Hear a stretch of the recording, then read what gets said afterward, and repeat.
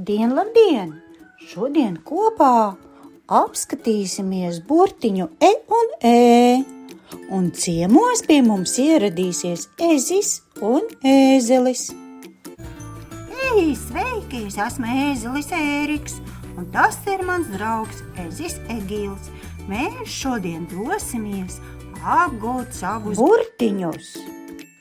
Lūk, vispirms ezis un ēzelis izdomāja apskatīties albumu ar fotogrāfijām, kur ir viņi ar kopīgie piedzīvojumi.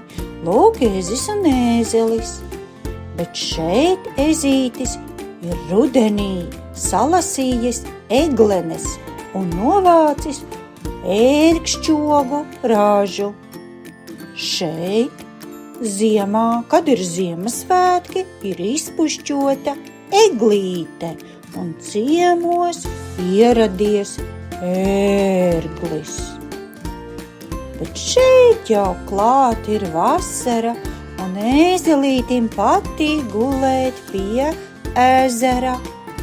Un šajā fotogrāfijā ēzelītis ir nofotografējies pie efijas. Labs darbs! Līdz nākamai reizei! Atā!